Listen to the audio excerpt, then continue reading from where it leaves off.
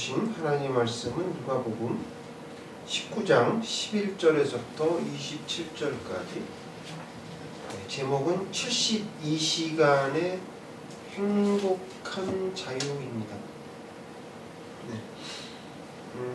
얼마 전이 아니라 좀 됐죠. 좀 됐는데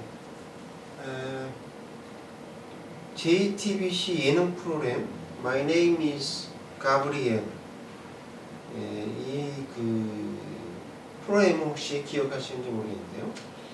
이 방송이 큰 인기는 얻지 못했지만 잔잔한 그런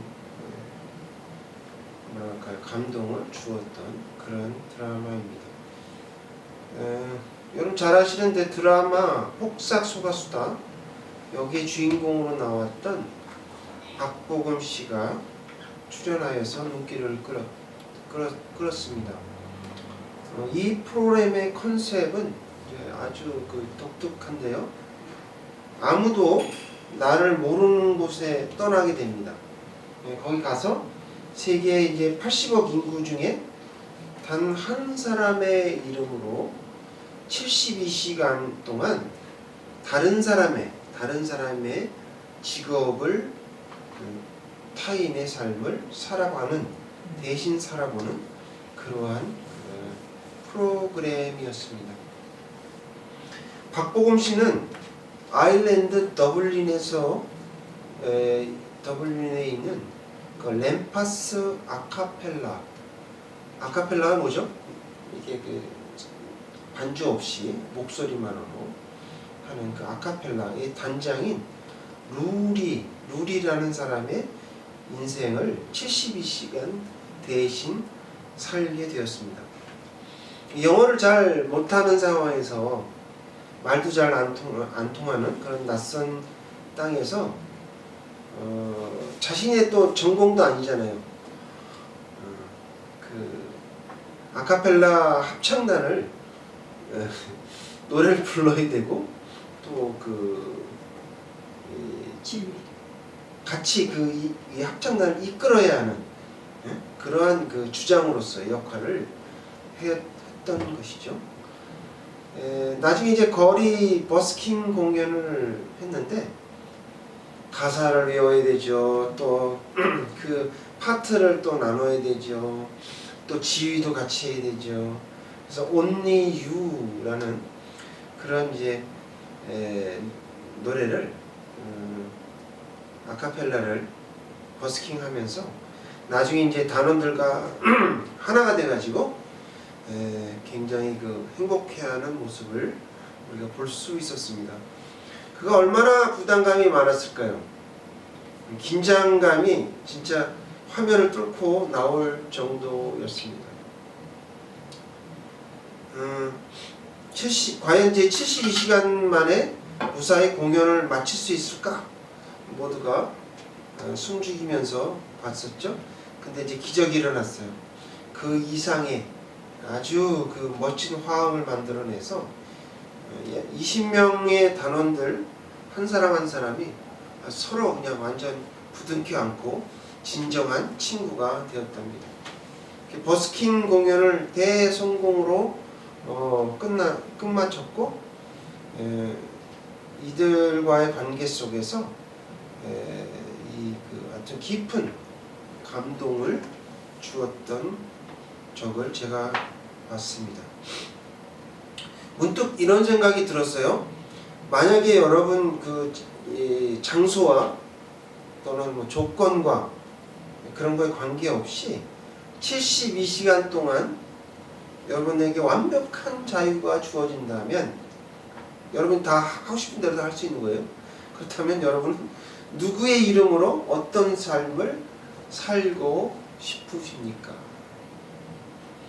여러분 중에는 저는 남자라서 잘 모르는데, 여자가 아니라서, 예를 들어서 오케스트라의 지휘자가 돼가지고 아름다운 곡을 연주해서 다른 사람을 감동하게 한다거나, 아니면 어떤 분은 음속을 가르는 전투기 조종사가 돼서 하늘을 이렇게 날고 싶어하는 그런 분도 있을 것이고, 또 어떤 분은 여러분 잘 아시는 사우디아라비아의 누구예요? 만수르. 네? 빈살만 이런 사람이 3일 동안 되는 거예요. 3일 동안 돼가지고 엄청난 그 부자로서의 재벌로서의 삶을 살아보려고 하는 사람도 있을 겁니다. 요새는 또 뭐예요? 월드컵 그거 많이 열리죠? 메시나 또는 손흥민이나 호날두처럼 어떻게 해요? 세계인이 지켜보는 그런 월드컵에 참석해가지고 골을 넣는 그런 것을 상상해 볼 수도 있습니다. 이런 꿈의 직업을 만약에 여러분에게 주어진다면 우리는 이제 저마다 해보고 싶은 일, 꿈꾸는 삶이 있을 겁니다. 근데 만약에 여러분이 천국 가서는 어떻게 될까? 이걸 한번 생각해 보셨나요? 저는 감히 확신합니다. 우리가 장차 갈 천국에는 우리 각자를 위한 완벽한 그런 일자리가 다 예비되어 있을 것이라는 것이죠. 거기에는요, 놀고 먹으며 무의식도식하는 것이 아닙니다. 그러니까 생활고나 돈에 시달리지 않으면서, 그죠? 각자 자기가 가장 하고 싶은 일, 또 그런 일을 하면서 행복한 삶을 살아가는 그런 일을 하면서 사는 것이 바로 천국이다. 여자들은 출산에 대한 부담감이 없을 거예요. 또 뭐예요? 아이를 육아하는 그런 부담감도 없을 것이고 밥하는 것에서 해방됩니다. 해방되는 그런 그 일을 할 겁니다. 여러분 이 땅의 직업은 어떻습니까? 여러분이 하고 싶지 않다고 해서 할 수 있는 일이 아니죠.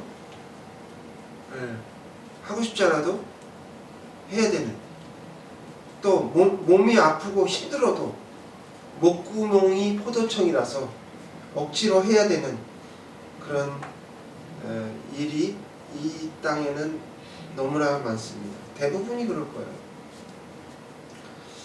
하고 싶을 때 기쁨으로 하고 원할 때 언제든지 누릴 수 있는 그런 온전한 기쁨의 노종이 있는 곳이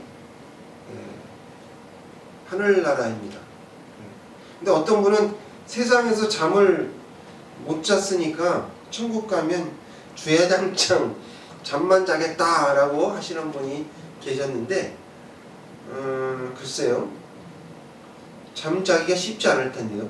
왜 그러냐면 거기는 어둠이 없거든요. 태양이 2개 이상인데 태양이 2개 이상이라고. 그러니까 잠을 잘 수가 없어요. 그것도 뭐 잠 안 자도 피곤하지 않아요. 그러니까 잠잘 일이 없을 거고, 물론 쉬는 건 있겠죠. 어떤 분은 또 매일 산의 진미를 먹기만 하겠다 하시는 분이 있어요. 또 어떤 분은 세상에서 일을 너무 많이 했으니까 아무것도 안 하고 뒹굴뒹굴 놀겠다라고 하십니다. 하지만 죄송하게도 우리의 생각대로 되지 않을 겁니다. 천국은요, 게으르게 노는 곳이 아니기 때문에 그래요. 온 우주를 다스리는 하나님 아버지께서 지금도 쉬지 않고 일하시거든요. 근데 그분의 자녀인 우리가 가만히 놀고 있으면 말이 됩니까? 안 되죠. 안 된다. 그러면 우리는 그러면 힘든 세상에서 어떻게 살아야 할까? 오늘 본문을 통해서 우리에게 주시고자 하시는 하나님의 말씀은 첫째, 각자 주신 은사대로 최선을 다해 충성하라 입니다. 거룩하신 주님의 말씀입니다. 17절입니다. 다 같이 함께 봉독하겠습니다. 시작. 주인이 이르되 잘하였다 착한 종이여, 내가 지극히 작은 것에 충성하였으니 10골의 권세를 차지하라 하고. 10골 권세를 차지하라 하고. 자, 오늘 본문은요, 누가복음 19장인데요.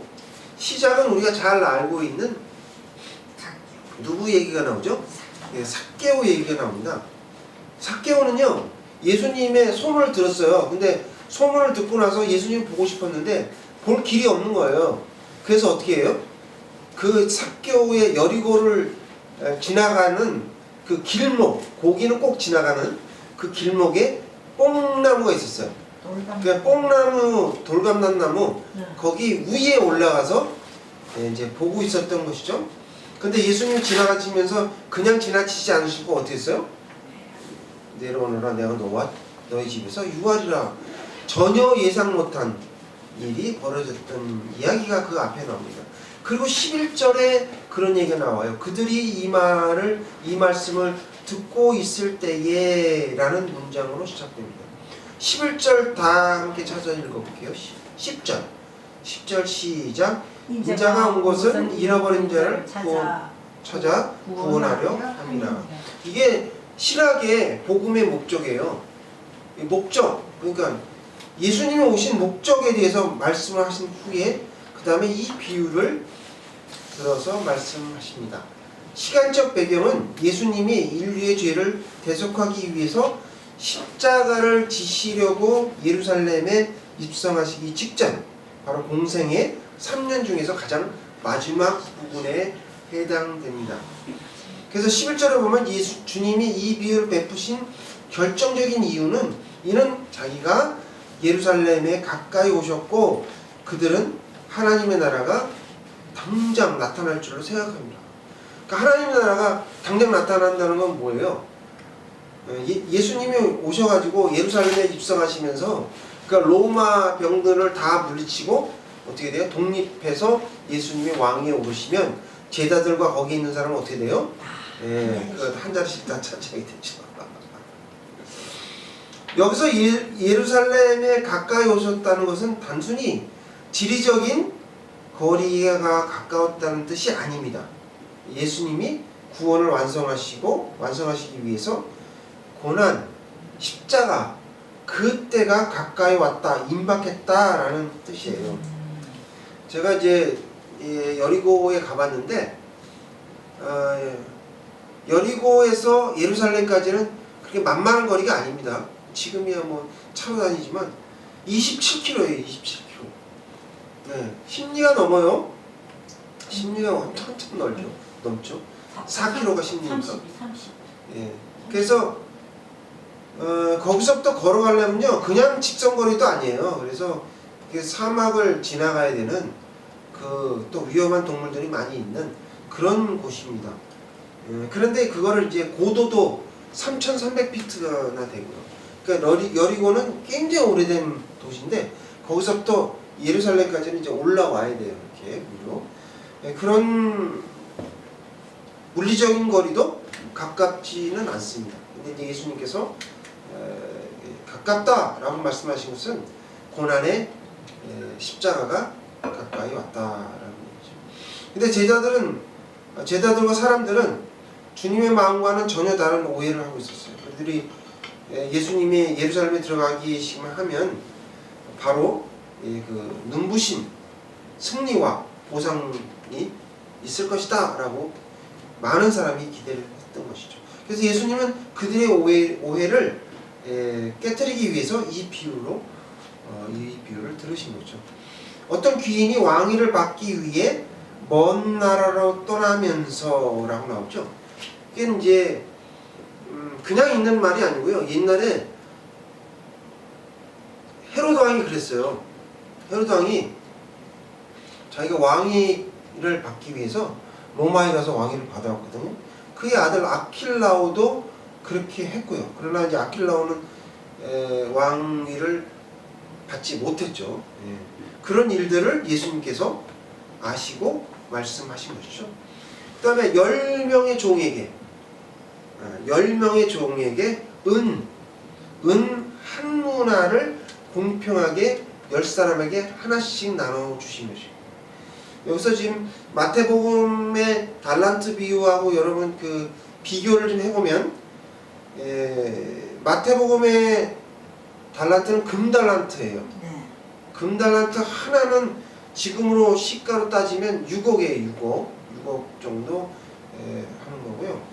그 다음에 여기서 은문화는 은문화 하나에 우리 시세로 한 1,000만원, 100데나리온, 1,000만원에 해당됩니다. 그리고 달란트는 몇 사람에게 줬죠? 3사람에게 줬어요. 3사람에게. 근데 여기 문화는 뭐예요? 10사람에게 주었어요. 하나씩 공평하게 주었던 것이죠. 그리고 또 다른 게 뭐냐면 마태복음의 이 달란트는 부자가 이제 주고 떠난 거고요. 여기는 뭐예요? 왕될 분이 주고 떠났다라는 차원에서 다릅니다. 네. 그래서 여기 보면 단호한 말씀을 하시는데요. 13절에 보면 내가 올 때까지 뭐 하라고요?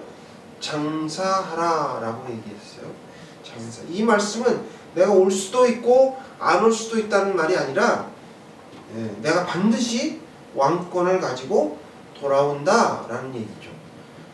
확실한 약속을 전제로 그들에게 명령하신 그런 청지기적 명령이었습니다. 시간이 흘렀어요. 그래서 귀인이 진짜 왕이 되어 돌아옵니다. 그리고 종들을 불러서 어떻게 합니까? 결산을 하죠. 어떤 종은 한 문화로 열심히 일을 해서 10문화, 은 10문화를 남겼고 또 다른 종은 5문화를 남겼어요. 왕은 크게 기뻐하며 그들에게 10골과 5골을 다스릴 권세를 상으로 주십니다. 그 당시의 상황을 보면요, 우리가 큰 이문을 남길 수도 있지만 낭패를 볼 가능성이 더 많았어요. 그 당시에. 그러니까 이거는 쉬운 일은 아니죠. 그리고 달란트는요, 금달란트니까 어떻게 해요? 잊어버리면 안 되잖아요. 그러니까 자기가 모르는 곳에다가 땅을 파가지고 거기다 묻어놓았고, 여기는 들고 다닐 수 있으니까 어떻게 해요? 수건으로 싸가지고 꼭꼭 이렇게 호주머니에다 숨겨놓고 다녔다라고 볼 수가 있는 거죠. 그래서 여기 보면 10명 중에 3명에 대한 얘기가 나오고 나머지 7명은 어떻게 돼요? 7명은 본전치기 했는지 아니면 손해를 봤는지 모릅니다. 그러나 어때요?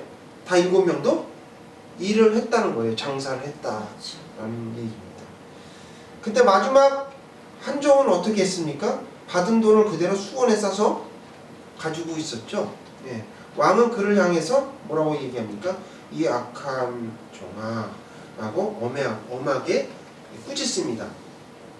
그리고 그가 가졌던 소중한 한 문화마저 어떻게 돼요? 빼앗아 이미 많이 가진 10문화 남긴 자에게 선물로 주게 됩니다. 근데 여러분, 성도 여러분, 여기서 천국의 놀라운 비밀이 드러나는데요. 왕이요 10문화를 남긴 자에게 야, 그래 너 그동안 고생 많았다. 그러니 이제 아무것도 하지 말고 따뜻한 아랫목에 앉아서 편히 쉬어라 라고 얘기했습니까? 아니에요. 오히려 10골을 다스리는 더 크고 영광스러운 일감을 그에게 맡겼습니다. 그러니까 천국의 보상은 그냥 영원한 무의도식이 아니라는 거예요. 이 땅에서 지극히 작은 것에 충성한 자에게는 어떻게 해요? 천국에서 더 크고 가치 있는 일을 맡기는 그런 청지기의 영광이라는 것이죠. 그러므로 주님은 오늘 우리에게 말씀하십니다. 핑계대지 말고 너의 형편이 어렵다고 핑계대지 말고 내가 준 은사와 분량대로 지금 서 있는 그 자리에서 최선을 다해서 충성하라는 것입니다. 이거는 이제 순종에 관한 부분이에요. 우리의 태도에 관한 부분이라고. 그런 걸 보시고 나중에 어떻게 해서 천국에서 너에게 더 큰 상을 주겠다. 그러니까 우리가 이 땅에서 사는 건 뭐예요? 하나님이 우리가 순종하나 안 하나, 네? 말씀에 그 장사를 하는지 일을 하는지 안 하는지에 대한 태도를 보십니다. 그러므로 각자 주신 은사대로 최선을 다해 충성하라 라고 말씀하십니다. 둘째로 영적인 선순환의 원리를 기억하라 라고 말씀하십니다. 따라해 볼게요. 영적인 선순환의 원리를 기억하라. 거룩하신 주님의 말씀입니다. 26절 다 함께 봉독하겠습니다. 주인이 이르되 내가 너에게 말하노니 무릇 있는 자는 받겠고 없는 자는 그 있는 것도 빼앗긴다. 네, 이 말씀은 얼핏 들으면 참 매정하게 들립니다. 예수님 열심히 일한 사람은 더 주고 없는 사람은 한 문화에 있는 것까지 빼앗다니요. 하나님의 나라도 결국 세상처럼 빈익빈 부익부 아닙니까? 이렇게 물어볼 수 있어요. 그러나 주님이 말씀하신 이 원리는 세상의 악한 착취에 해당하는 얘기가 아니고 우리의 영혼을 풍성하게 만드시는 놀라운 영적인 선순환의 법칙입니다. 영적인 세계는요 마치 이렇게 달리는 자전거와 같습니다. 여러분 페달을 열심히 밟으면 어떻게 돼요? 바퀴에 탄력이 붙어가지고 자전거가 쭉 나가죠. 그러면서 나중에는 힘을 많이 안 들이고 조금만 들여도 무섭게 나아갑니다. 반면에 힘들고 귀찮다라고 페달을 밟지 않으면 어떻게 돼요? 그렇게 되면 바로 이제 멈춰버리죠. 그러면서 이 자전거는 얌전히 있는 것이 아니라 중심을 잃고 옆으로 팽 하고 쓰러지잖아요. 그것이 바로 영적 세계에서 말하는 영적 세계에서는 중립이나 정체라는 게 없다는 거죠. 그러니까 어떻게 돼요? 앞으로 가야 돼요. 가야 그 영적 선순환이 이루어지게 되는 것입니다. 세계적인 식품 기업 여러분 하인즈 아십니까? 하인즈 기타 마요네즈나 이런 거 있죠? 케찹 이런 거 아주 유명한 하인즈. 저도 케찹을 너무 하인즈를 좋아하는데 토마토 케찹은 그것밖에 안 먹어요. 딴 건 안 먹지도 않아요. 그런데 그 창업자 헨리 하인즈의 어린 시절은 지독히 가난했습니다. 먹을 것조차 부족했던 하루하루였지만 그의 어머니는 영적인 선순환의 비밀을 아는 위대한 신앙의 여인이었습니다. 어느 날 어머니는 어린 헨리에게 작은 밭 한 구석을 내어주며 말했습니다. 헨리야, 내가 여기서 내가 좋아하는 그런 겨자씨와 채소를 심어버려. 그리고 내 힘으로 정성껏 가꾸어 보아라. 그래서 헨리는 어머니의 말에 순종하여 땀 흘려 그 작은 밭을 정성껏 가꾸었습니다. 그리고 첫 수확을 얻었을 때 어머니 그에게 영적인 원리를 가르쳐 주었습니다. 헨리야, 비록 이렇게 보잘것없는 수확이지만 이것은 하나님이 내게 잠시 맡기신 거란다. 여기에 가장 좋은 것을 구별해서 먼저 하나님께 첫 열매를 드리고 11조를 드리고 남은 것으로 어려운 이웃을 섬겨보자. 이렇게 해서 겨우 몇 센트에 불과한 이 작은 밭의 소출을 가지고 이런 일을 했다는 것이죠. 그런데 놀라운 일이 일어났습니다. 이 작은 순종을 보신 하나님께서 어린 헨리의 마음에 세상에서 줄 수 없는 영적인 기쁨을 담뿍 주셨어요. 그리고 이 어린 아이에게 하늘의 지혜를 소나기처럼 막 퍼부어주신 거예요. 그래서 그가 성인이 되어서 세계적인 기업을 일으켰습니다. 그리고 세상 사람들은 그에게 성공의 비결을 물었을 때 하인즈는 눈시울을 붉히면서 감사의 눈물을 흘렸습니다. 어릴 적에 어머니의 말씀에 순종하여서 내게 주신 작은 밭 한 구석을 일구었고 또 그 작은 그 순결이 비결이었는데 이 작은 것에 순종하였더니 하나님이 더 큰 은혜를 주셨고 또 그 은혜가 감사해서 또 더 큰 순종을 했더니 제 삶에 하나님의 축복이 멈추지 않았습니다. 이러한 거대한 선순환이 일어난 것입니다. 라고 간증을 했습니다. 여러분, 한무나 받은 종의 비극은 어디서 시작되었을까요? 겨우 이거 가지고 뭘 해? 하며 불평하며 은혜의 페달을 밟지 않고 멈추었기 때문에 이런 일이 생긴 거죠. 아니 그렇다면 이 문화를 가지고 어떻게 해요? 은행이라도 갖다 둬서 이자라도 받아서 주인님께 드렸다면 얘기는 좀 달라질 수도 있어요. 근데 그것조차도 안 했어요. 주님은 각자 자기에게 주어진 환경에서 원망의 악순환을 끊고 감사의 페달을 밟아 영적 선순환의 그런 주인공이 되시기를 원하십니다. 그것이 가정일 수도 있고 교회일 수도 있고 나라일 수도 있다는 거죠. 우리 교회가 이렇게 작고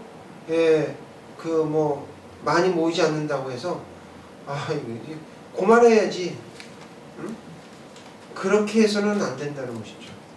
하나님께 감사하고 이 주신 것 이것 갖고 열심으로 순종해서 더 큰 순종을 낳게 되는 그런 우리가 되었으면 합니다. 그러므로 영적인 선순환의 원리를 기억하라라고 말씀하십니다. 오늘 말씀을 통해서 우리는 각자 주신 은사대로 최선을 다해 충성하라, 영적인 선순환의 원리를 기억하라라고 말씀하십니다. 이 마음을 품고 시편 126편 5절을 타여서 다 함께 봉독하겠습니다. 주보 뒷면에 있죠. 시작. 눈물을 흘리며 씨를 뿌리는 자는 기쁨으로 거두리라. 문화는 장차 주님이 떠난 후에 같은 공백기 동안 깊은 공백기 동안 낙심하고 흔들릴 제자를 향해서 주님이 깊은 배려이자 당부였습니다. 내가 다시 올 때까지 결코 영적 악순환에 빠지지 말고 눈물로 기도의 씨를 또 순종의 씨를 뿌리라 라는 말씀이죠. 이는 우리가 이 말세를 살아가는 오늘날의 우리를 향한 말씀이기도 합니다. 제자에게만 한 게 아니고 저희들에게 하신 말씀이 더 크십니다. 성도 여러분, 노동은 참 신성합니다. 하지만 우리가 사는 세상은 어떻습니까? 아무리 성실하게 땀을 흘려도 시간의 대가가 똑같지가 않아요. 누구는 엄청 많고 누구는 엄청 작습니다. 세상의 빈부격차와 불공평함에 눈물을 흘릴 때가 우리는 참 많습니다. 그러나 여러분 그것을 견디고 참으십시오. 주님은 우리의 눈물 어린 수고를 결코 잊지 않으십니다. 주님이 원하시는 그런 상황이 아니에요. 어쩔 수 없이 하나님께서 허락하신 부분이 바로 이 부분인데, 주님이 맡기신 은혜를 이것밖에 없다라고 수건에 싸서 땅에 묻어주지만 않는다면 눈물로 씨를 뿌리는 자에게 반드시 기쁨으로 달을 거두는 그런 날이 옵니다. 영적 선순환의 날이 찾아오야 말 것입니다. 우리는 이미 주님께 너무나 많은 것을 받았어요. 우리가 살고 있는 집, 또 재산, 또 일터, 그리고 우리에게 주신 자녀들, 그리고 우리에게 주신 시간들, 이 모든 것이 모두 주님이 잠시 맡기신 것입니다. 거창한 것이 없다고 해서 부끄러워할 것도 없습니다. 괜찮습니다. 돈이 없어도 마음에서 우러나오는 이런 따뜻한 마음이 있다면 됩니다. 우리 한국 사람들은요, 낯선 이에게 먼저 웃어주는, 이게 참 어색해하죠. 잘 못합니다. 그러나 외국에 가보십시오. 뉴질랜드나 이런 미국에 가면 외국 사람들은 참 자연스럽게 잘 하죠. 미소도 그냥 되는 게 아니거든요. 영적인 연습과 훈련이 필요합니다. 그래서 만나는 사람마다 예수님의 사랑을 담아서 미소를 지어주는, 진심으로 그들을 환대하는, 그렇게 해보시면 여러분도 마음이 따뜻해지실 겁니다. 내게 주신 작은 환경에 감사하며 다시 오실 주님을 기다리며 작은 일부터 힘써 충성하시기 바랍니다.